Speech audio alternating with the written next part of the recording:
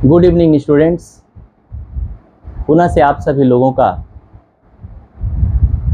मेरे YouTube channel मैथ्सेबल में स्वागत है। आज हम लोग class 10th chapter arithmetic progression समांतर श्रेणी का टॉपिक 1 और टॉपिक 2 से रिलेटेड कुछ क्वेश्चंस लेके आए हैं जो मोस्टली एनसीईआरटी से होंगे। और इस क्वेश्चन का चुनाव करते समय इसका हम ध्यान जरूर रखे हैं कि जो भी टॉपिक 1 और 2 में कॉन्सेप्ट मिली है उस कॉन्सेप्ट को हम इस सारे क्वेश्चनों के थ्रू आपको स्पष्ट कर सकें। ये वैसे ही क्वेश्चन हमने चुनाव करी है। तो बगैर देर किए हम आते हैं अपने क्वेश्चन पर। जैसा कि पहला क्वेश्चन हमने दिया है, find 4 terms on the basis given data. ये जो पहला क्वेश्चन मैंने नोट करी है, अगर फर्स्ट टर्म ए, जैसा कि आपको पहले से मालूम हो चुका है कि ए किसको कहते हैं, फर्स्ट टर्म प्रथम पद, और डी कॉमन डिफरेंस 10 है, और इस दोनों से संबंधित आपको 4 टर्म बतानी है। 4 टर्म पहले मैं आपको टीएन बता दूं कि TN equal to a plus n minus 1 into d हम लोगों ने प्राप्त करी थी। यहां पर हमसे पूछा गया है 4 टर्म्स, यानी T1 पूछा गया है, पुनः T2 पूछा गया है, और पुनः T3 पूछा गया है, और T4 पूछा गया है। गौर करने वाली बात है, ये देखिए T4 आपको मालूम है A plus 4 minus 1 into D, इसका मतलब कितना हुआ, A प्लस 3D। A की वैल्यू कितनी है, तो 10, 3 इंटू डी की भी वैल्यू 10, तो 10 3 जा 30 प्लस 10 कितना आ जाएगा, 40। अब T3 को पता करते हैं। T3 A plus 3 minus 1 into D, it means प्रथम पद 10 है, plus 2 3 minus 1 2 into D, D की वैल्यू कितनी है, तो सर 10 है, तो 10 2 जा 20, और 20 प्लस 10 कितना मिलेगा आपको, 30। आपने पता कर ली T3। अब T2 पता करते हैं। T2 के लिए A plus 2 minus 1 into D, it means A की वैल्यू 10 एंड प्लस 2 माइनस 1 कितना होता है, 1, एंड इंटू डी की वैल्यू कितना दे रखा है क्वेश्चन में, तो सर 10 दिया है, तो 10 1 जा 10, यानी 10 से कम 10, धन 10 इक्वल टू कितना मिला, 20। अब T1, तो T1 तो सर A प्लस ए ही होता है ना सर, T1 फर्स्ट टर्म ही को A बोला जाता है, इसका मतलब A की वैल्यू कितनी मिल गई थी, 10। इस प्रकार आपने प्रथम पद 10, द्वितीय पद 20, तृतीय पद 30 एंड चतुर्थ पद 40, first term, second term, third term and fourth term, 4 terms की वैल्यू पता कर लिया। इसका मतलब इसको पता करने का जो टेक्निक था वो किससे था, a plus n minus 1 into d से था। इसका मतलब ये मिल गया। अब हम आते हैं सेकेंड क्वेश्चन में, find first term and the common difference.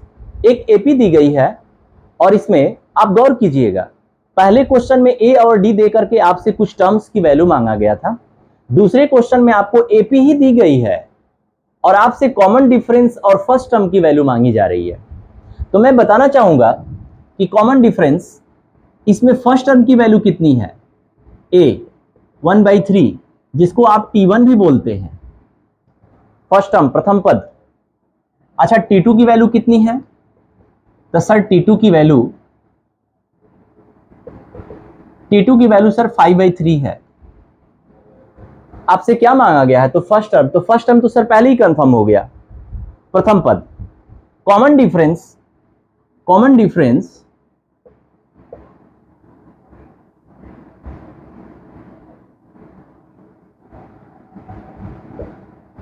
Capital D is equal to T2 minus T1,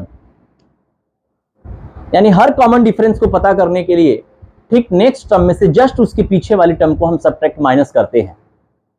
तो T2 कितना है सर, तो 5/3, T1 कितना है, तो 1/3, माइनस करेंगे तो कितना आएगा, 4/3।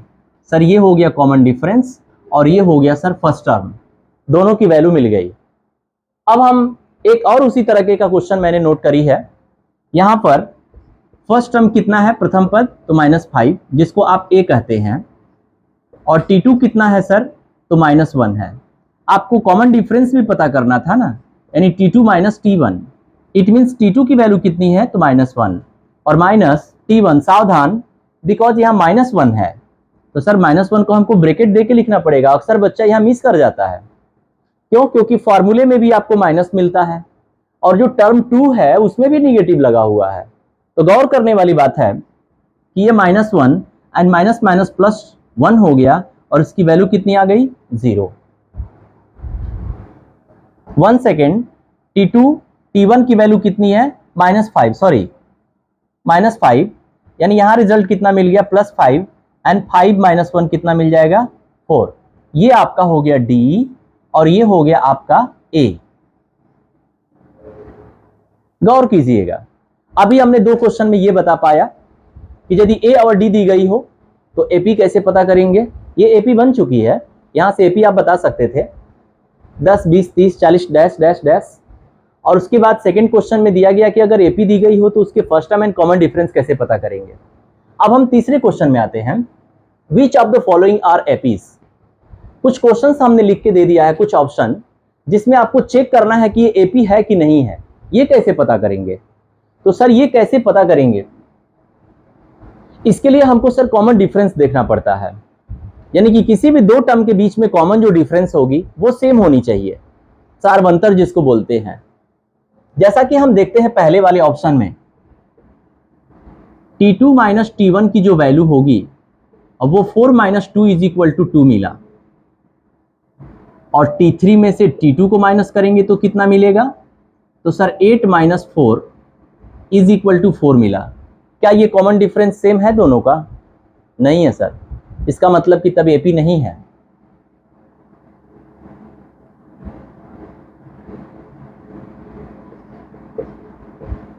सेकेंड ऑप्शन में आते हैं। सेकेंड ऑप्शन में T2 माइनस T1 अगर करते हैं तो इसकी value 5/2 - 2 that is equal to 1/2 मिला। और T3 में से अगर T2 को माइनस करते हैं T3 में से, तो 3 - 5/2, 2 3 या 6 - 5 = 1/2 मिला। ओ सर ये तो कॉमन डिफरेंस सेम है, तो यदि सेम है तो ये APS होगा। थर्ड ऑप्शन में आते हैं तो T2 माइनस T1 अगर करते हैं तो 0.22 में से हमको 0.2 माइनस करना है, जिसकी वैल्यू मिलेगी आपको, जिसकी वैल्यू मिलेगी 0.02।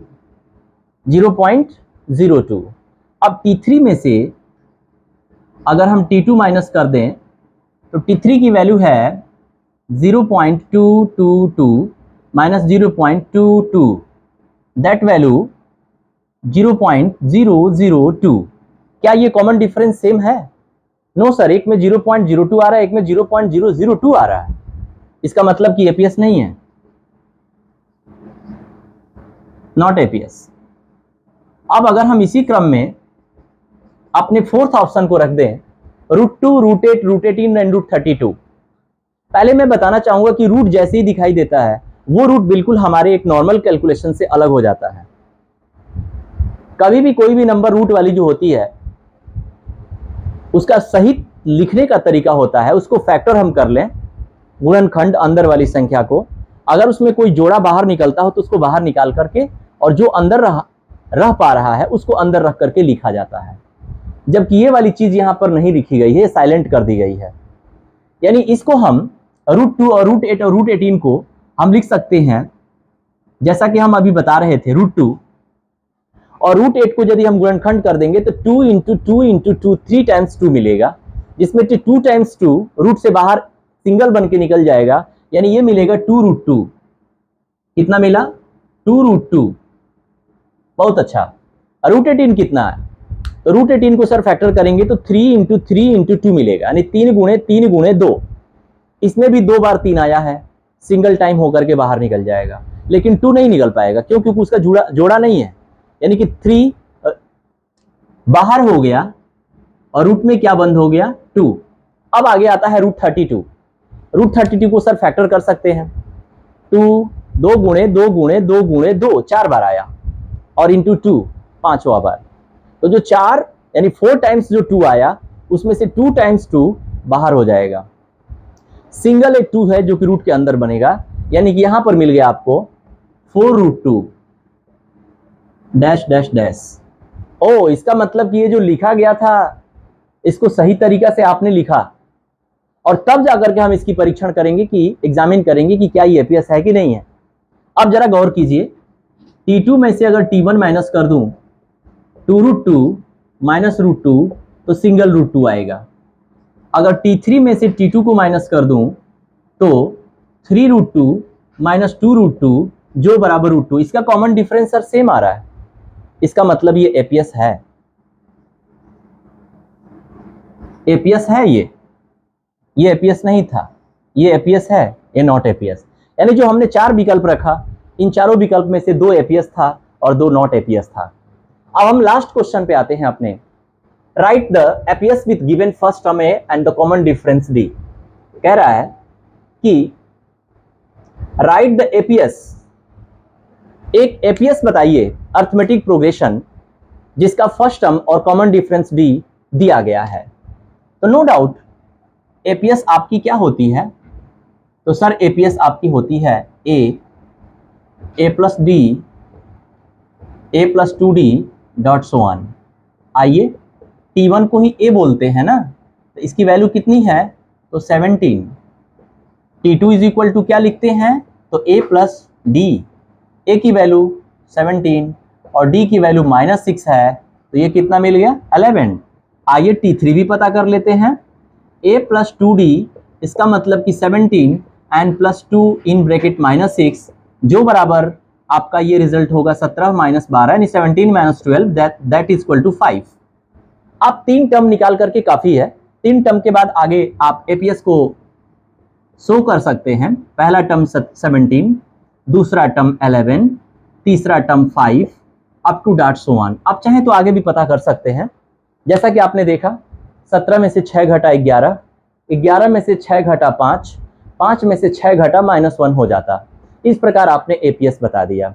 यानी मैं बताना चाहूँगा कि जो भी हमने आपके सामने अपने सारे क्वेश्चंस का जो प्रोग्राम रखा, इस सारे प्रोग्राम ऑफ क्वेश्चन में एक ही मैंने बात दिखाने का प्रयास किया है, वो है Tn equal to a plus n minus 1 into d. और भी कुछ चीजें होंगी जो हम अपनी अगली वीडियोज में इससे भी कोरिलेटेड होगी तो प्रोग्राम को रखेंगे, और साथ ही साथ इस चैप्टर का मात्र एक टॉपिक बचा हुआ है जो होगा सम ऑफ nth टर्म, जो कि अगली वीडियो में हम लोग पढ़ेंगे। हाँ, एक बात और कि आप कभी भी जब भी वीडियो देखें तो आप कमेंट अवश्य करें और लाइक भी करें, और अच्छा लगे तो अपने किसी खास दोस्त को शेयर भी कर सकते हैं। और एक बात और कि जो भी हम नई वीडियो बनाएं, इसको आपके YouTube पर तुरंत पाने के लिए आप सब्सक्राइब भी अवश्य कर लें। धन्यवाद।